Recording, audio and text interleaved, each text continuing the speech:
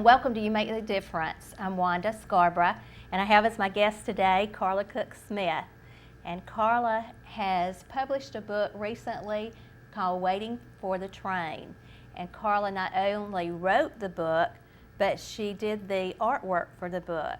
And I want to talk to you today, Carla, about your talent for painting and also for writing. But I've heard that you got started in painting through a Christmas gift from your husband. Tell me about that. Well, I had just always wanted to take a painting class and never taken the time to do it. And one year my husband couldn't decide what to give me for a Christmas present, and he remembered that. And I thought that was so sweet that he remembered that. And so in December of 2005, he gave me the painting lessons, and I started painting in March of 2006. How did that go? Well, surprisingly well. I had no idea that I could paint. I used to draw, as a child, and I drew some in college and that kind of thing, but I just never painted before. And Waiting for the Train was my fourth painting, and it was kind of an experiment, really. I went and saw a demo where a lady just she just threw blobs of color on paper and then hit it with a squirt gun. And so, we all went up and we did this demo, and it was normally what I did was draw real detailed architectural type drawings and then put watercolor around it, and I would take 4 to 6 weeks to draw something. And so this was a little, modern and abstract and not really looked my taste. Easier. Yeah, it looked easier, but just really, not my taste. But I didn't, she was kind to bring the paper and the paint and everything, and I didn't want to just throw it in the trash in front of her. So I took it home and I threw it on my dining room table, and I didn't have an existing project about 3 days later.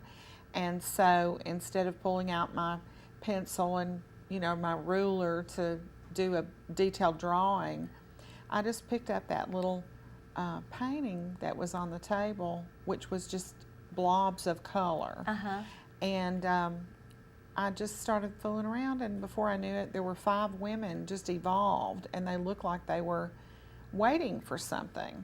And I thought, what could they be waiting for? And so I drew a train track, and then, there was a train track. So, of course, if they were waiting for a train, they would need luggage, and I put in the luggage, and there were splatters from where, we had squirted it with a squirt gun. And so I thought, it kind of looked like rain. So I did umbrellas, and the painting was just kind of born. And so in May, I had joined this arts association, and they were having a art show. And so, my friends and family were very kind, Yes. but I thought, my friends and family are being very kind, and I didn't know if I really had any talent. And so I had prints made, and this was just my fourth painting, and so I had prints made of some of the paintings, and this is one of them. And people just, when I went to have the prints made, people were like, oh, this is wonderful. And I was coming out of the frame store, and this woman stopped me and said, oh, I'm an art teacher. Will you come and talk to my art class? Wow. And I said, I'm just very flattered, but I really don't know what I'm doing, so I'm not qualified, to talk to your art class. And so the art show was 2 days, and I was in a booth with 28 artists. And in 2 days, they sold a pack of note cards and a 5x7 print. And so, I had spent money to, have prints made and have some things framed. And, I've been in sales all my life, and I was going, oh my gosh, I didn't sell anything, And, but I was so honored. My mother's best friend and my best friend's mother had just finished their chemo treatments. And both of them were painters, and they came to my first art show, and I was just so honored that they would come out, to support me. And then I had another friend, and that same weekend, she had gone to Jacksonville to be with her friend who had just found out she had breast cancer. Both of these women had breast cancer, my mother's friend and my best friend's friend. And so she had just come back from Jacksonville, where she had been with her friend who had just learned that she had breast cancer. And so Pam got there after we'd taken everything down, and she was helping me carry everything to the car. And so Waiting for the Train was on the top of the stack, and she said, Carla, she said, I just want to buy a copy of this painting of these women waiting for the train. She said, I'd like to have that. And so I said, oh, thank you. You know, my first art show is not a complete failure. That's right. Thank you so much, you know. And so we were standing by the car, and she was talking about, you know, her friend that had breast cancer, and I was talking about Nancy and Joyce who had come to the art show, and we were just talking about how, you know, it used to be that when someone had breast cancer, it was someone on the news. It was something just very distant. And for both of us at the same time, there were people in our immediate sphere, you know, who had this dreadful, you know, disease. Yes.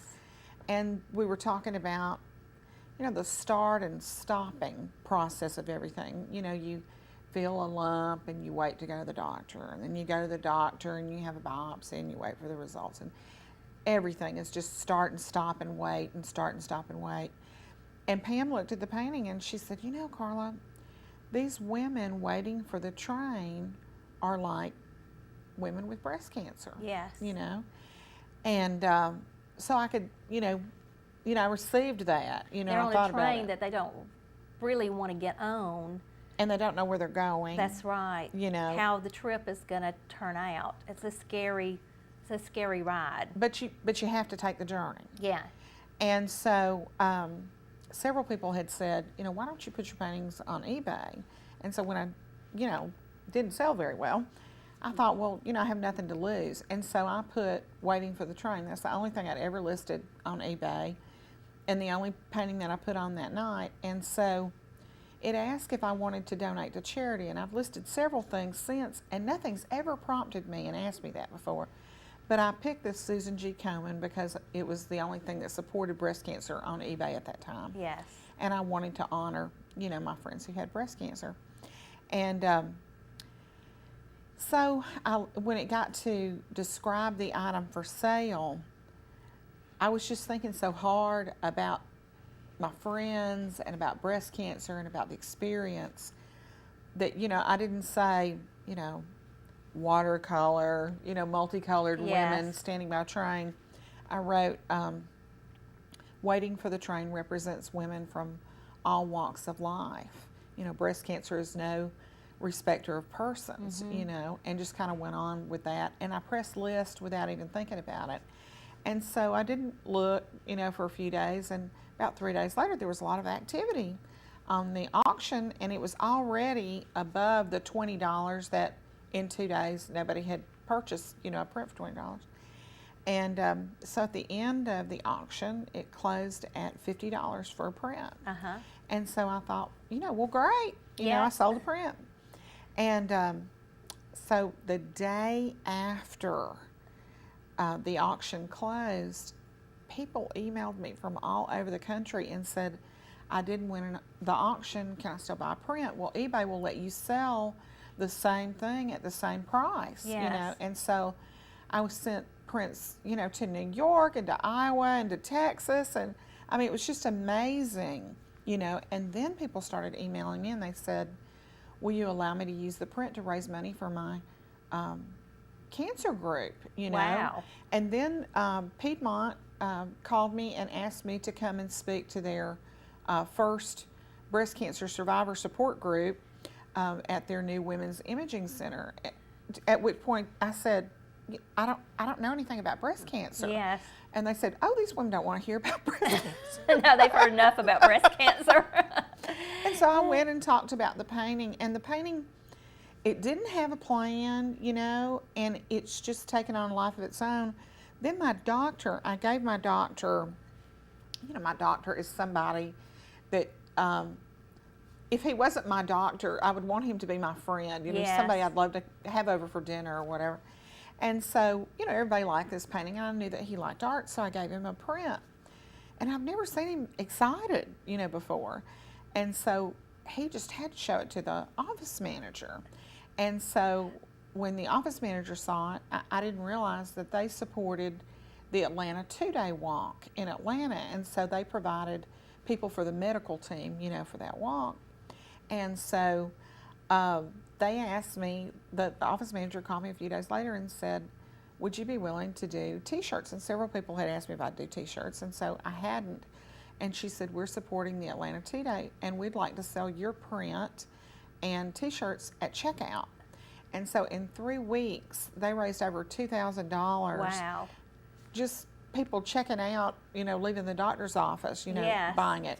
And so then word just kind of traveled, and people from North Carolina called me, and Relay for Life and breastcancer.org, and, it's just helped a lot of people. And then people invited me in Charleston. I had another painting, and it was my third painting, and I had painted of the King's Courtyard Inn in Charleston, where my husband and I had gone on our honeymoon. Yes. And so they actually called me and wanted to use my painting for the identity for their hotel. I was just blown away. And so that was just crazy. And then they invited me. They owned, they're called Charming Inns of Charleston. And so they own several hotels there, one of which is the Wentworth Mansion. And they invited me to do an art show of my work that they hung up on the walls at the Wentworth Mansion. And I tried to get my art association to go with me to kind of make it like a trip where everyone was involved, because, I just felt like I was just not equipped. You were new at this. I was so new at this, and it was crazy. And I had a friend that,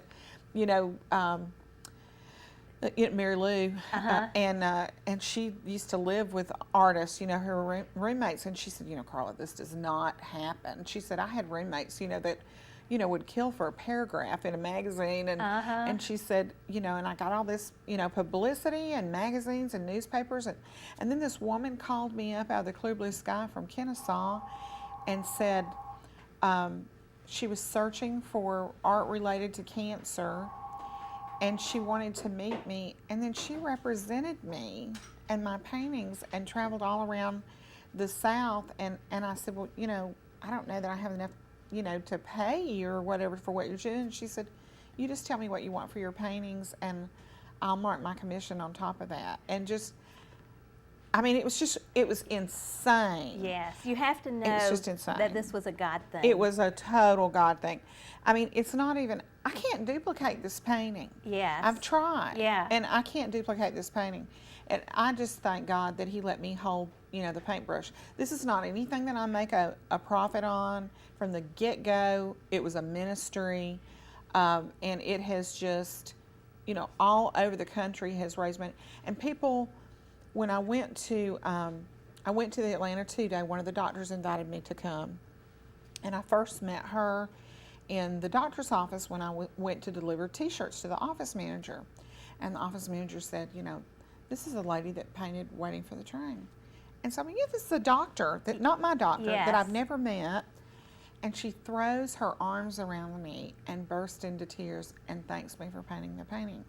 Then she invites me, just insists that I go to this event at the Atlanta Two-Day. And she said, okay, here's the number of so-and-so. Call them and see if you can be a vendor.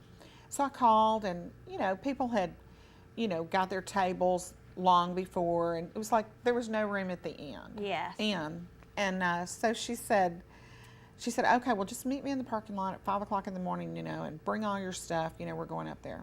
So we get up there, and all these vendors are set up in this hotel. And so she goes to the girl who I'd already called, and she said, this woman has painted this wonderful painting. And she said, I'm sure you can make room for her. And she said, I'm sorry, every table, is full. And I want you to hold that. Okay. Right now, we're going to take a break, a commercial break, and we're going to come back and we're going to hear the rest of that story. Okay.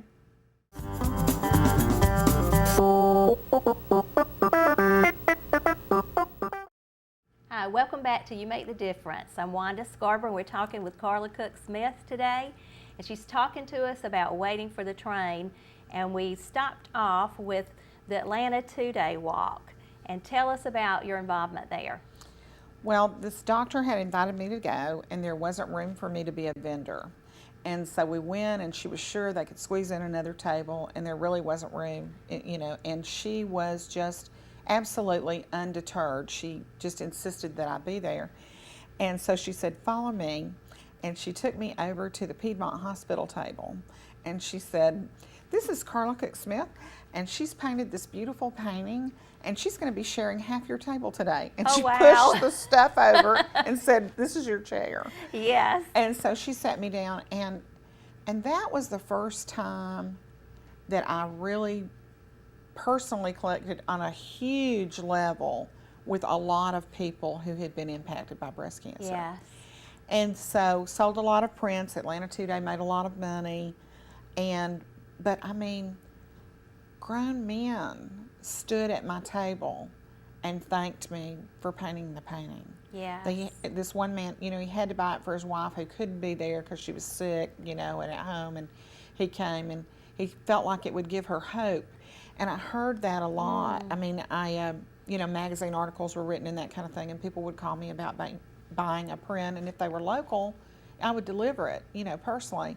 And there was a school teacher, and I remember taking it to her, and it was like, it was like receiving medication that you'd been waiting on, and she was Yes. like, oh, I'm so glad to have this. I just have to hang this up. It just gave me so much hope to look at it. Yeah. And that's not anything that I could do or anybody else could do. Only God could do that. And frankly, I don't see it. Yeah. But people see this painting and they see healing in it. And one lady, the drips down at the bottom are from where the squirt gun, hit it, and I just painted in between them. And so along the way, I didn't have a plan, but a story has evolved with the painting. So this is the blonde is my friend Pam, who came to my art show and bought the first print. Yes. And this is her friend Linda, who had breast cancer, and she was a U.S. Marine. She's pretty tough cookie. And she was standing in the grocery store one day, and she had lost her hair, from chemo, and was wearing a scarf. And she noticed that this woman was staring at her, and she said, may I help you? And the woman just, pushed her cart around the corner, and so several aisles over, Linda could feel someone staring at her again, and she said, may I help you? And the lady said, she just started crying. And she said, I was just thinking that you're so young to be so sick. Yeah. And Linda, being Linda, took her scarf off and revealed her bald head, and she said, I have breast cancer and I'm fighting for my life and I'm going to win. That's right. Yes. And so she represents perseverance and her identity. And, and I didn't plan any of this, but she's holding her purse, and a lot of women connect their purse with their identity, and where she's holding it like this, that kind of shows. This is my friend Nancy, who's my best friend's mother, who is a wonderful artist. She's just a wonderful painter. And so when she had chemo, it made her fingers numb and she couldn't paint anymore. And I call her Lemonade Lucy because she's just the kind of person that takes lemons and makes lemonade, about everything. And so she embraced sculpture, and her husband had just died of prostate cancer, and her son, who was a quadriplegic, he was out walking his dog in his wheelchair and had just got run over by a car. I mean, wow. This woman has just been through so many trials. And he was recuperating at her house when she got diagnosed with breast cancer. Wow. And I've never seen her be anything but positive. And she just represents the grace of God is just all over her life. And so the very first sculpture that she ever did was a bust of her husband who had just died. And I don't know how much sculpture you've looked at, but so much of it is so lifeless. And she actually captured his expression and his countenance. Wow. And so, it moved me, the painting did, and the experience of the painting, to write a book. And I wrote a book about women who've triumphed over adversity. And that's what Waiting for the Train, a book of hope for the journey, is about. And so it's an encouragement to people who have had cancer, on down days, and people who have just heard the news that they've got cancer, because there's this incredible network of people out there who have already been through the experience and who have used lemonades and lemons and turned it into lemonade, and that kind of thing. Pat Campbell is this woman here. She was the first person I ever knew that had breast cancer. And so she had a child who was, both retarded and developmentally disabled. And when she kept going to the doctor and they kept telling her, nothing was wrong, and she had a mammogram and it didn't show anything, and she kept saying, there's something wrong. And when she finally received her diagnosis, it was stage 4 inflammatory breast cancer. Yes.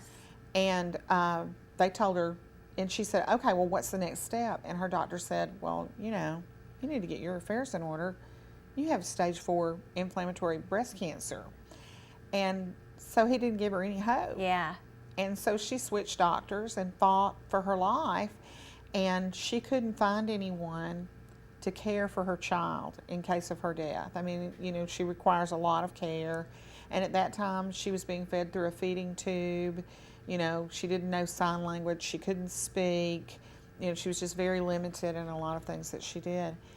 And so she knew that her daughter was going to end up in an institution if she died. And I think she had to live. She had to live. Yes. And since that time, she's a 12-year survivor. And since that time, her daughter is not only survived, but she speaks, she eats. Wow. She does sign language. She's on a golf team. It's just amazing what her mother has been able, to do with her. And then this last woman over here, I always just thought that was the new person that had just come up. She's kind of new to come and join the train. But in my mind, I envisioned a young mother with 2 children. I don't know why. That's just the vision that came to me. And so I reconnected with a friend of mine after I painted the painting. That we were friends in our 20s, and she lives in Dallas, Texas.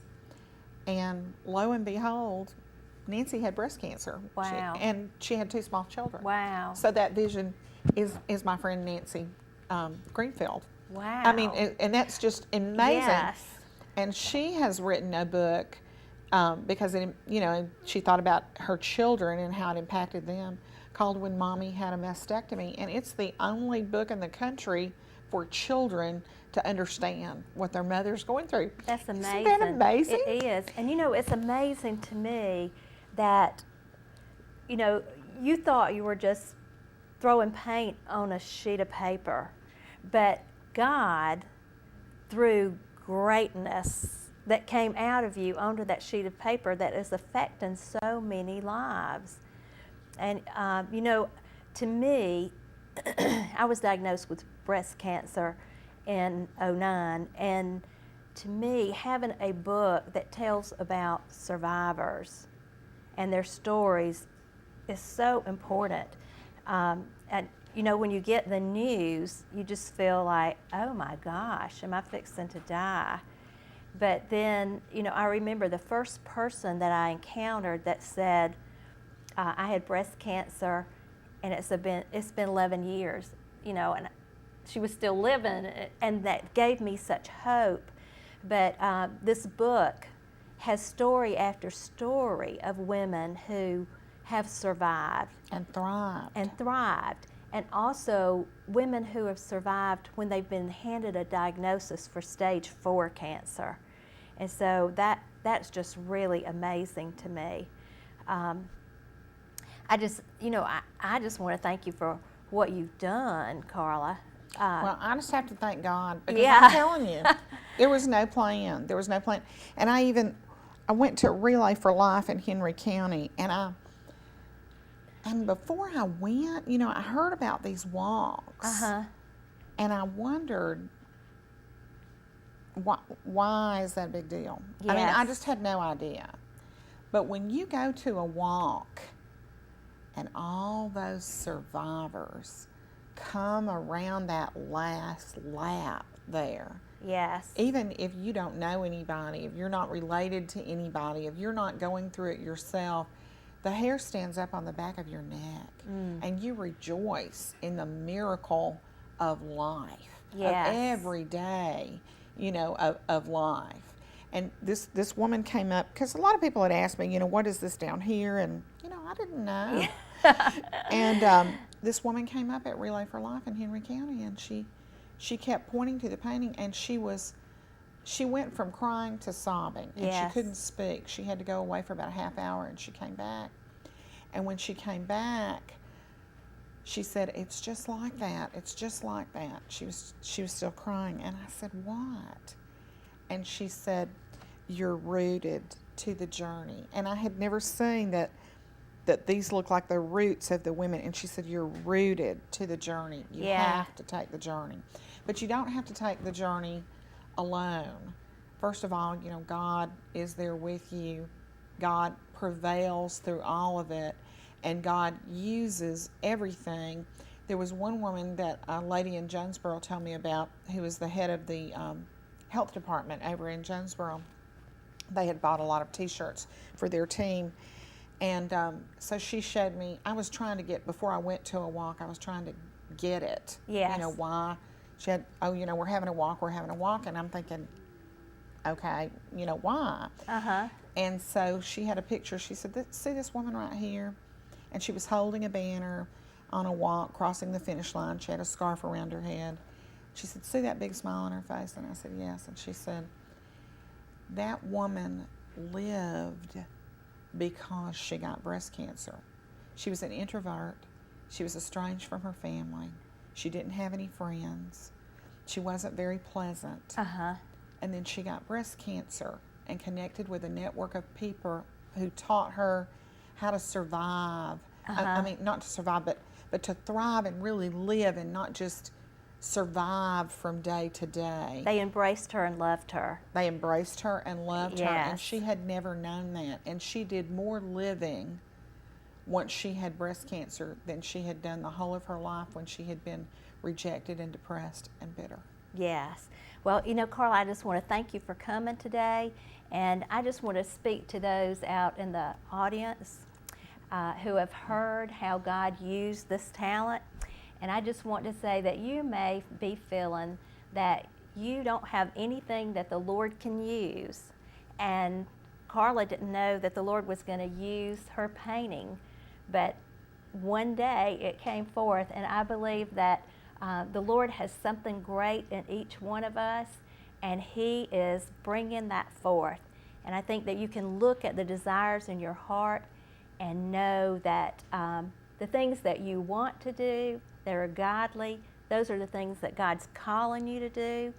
And I just want to encourage you to begin to take those first steps toward doing the things that God is calling you to do, because you truly make a difference. Join us next week when our guest will be Carla from the ACT team, and she will talk to us about mental health patients and the care that we're given in the community. Thank you for watching.